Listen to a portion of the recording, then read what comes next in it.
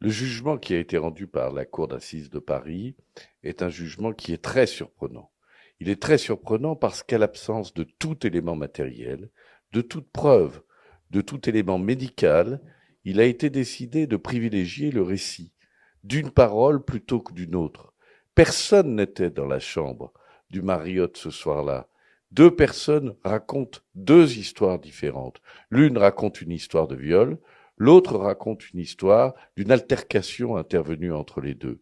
Il faut des preuves matérielles pour établir l'une ou l'autre des récits pour décider si oui ou non c'est la vérité.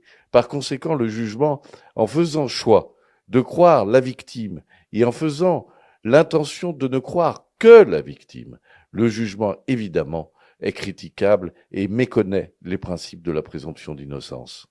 Les expertises médicales qui ont été faites ont démontré qu'il n'existait aucune trace d'ADN dans les organes génitaux de Laura Prioul, ce qui démontre à l'évidence qu'il n'y a eu aucun acte de viol qui ont pu être commis par Saad Lemjaret. Et c'est en dépit de cet élément, c'est en dépit de cette preuve médicale que la Cour a décidé de donner raison à Madame Laura Prioul, ce que, évidemment, nous considérons comme hautement choquant et hautement injuste.